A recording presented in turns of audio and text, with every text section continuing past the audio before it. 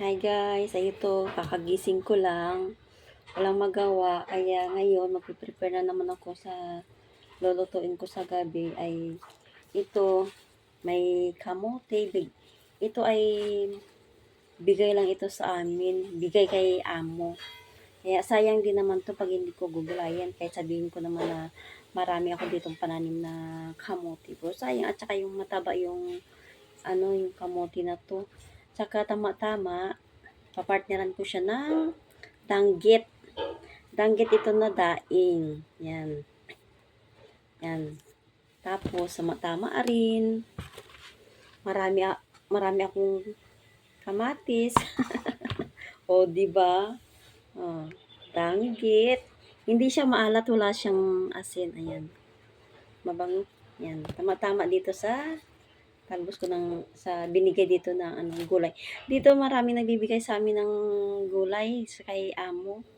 Kaya, tapos meron pang gulay na binigay dito na tungkol sa atin pa. Kinakain lang yan. Ay, yan, ito. Tama-tama lang to. Talbos ng kamote at tama-tama lang din sa aking, sa aking kamatis at danggit. 2 piraso. Meron pa ako doon 2 natira. Diba nakakamiss? Nakakamiss. Magulay na naman ako ng kamote. Ang taba nito ng kamote na to. Parang, ito nga kamote na to ay kagaya rin dyan sa mga ko, pananim ko.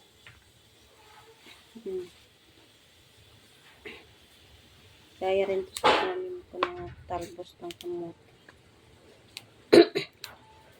Pambansang gulay ng Taiwan ay kamote. Kamote, sweet potato leaves. Yan, pambansang gulay nila. Mahilig ko itong gumulay. Ay, diba? Yan na.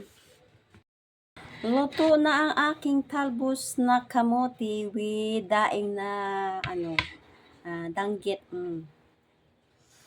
Ang bango. Mapaparami ka ng kanin, pero pipigilan ko talaga na hindi ako kakain ng kanin.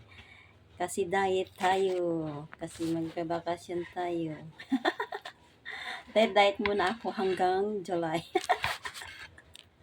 Ayan guys. Sarap. Kasi ginisa ko lang sa bawang, tapos yung sibuyas na yung dahon. Ayan. Ginisa ko lang siya. Kinprito ko muna yung yung daing. Bago ko siya, bawang, Iprito ko muna siya, iniwa-hiwa ko siya ng maliliit, gunting ko. Tapos imprito ko siya muna ng saglit at ginisa sa bawang, may sibuyas, tapos ayan, kamuti ang bango.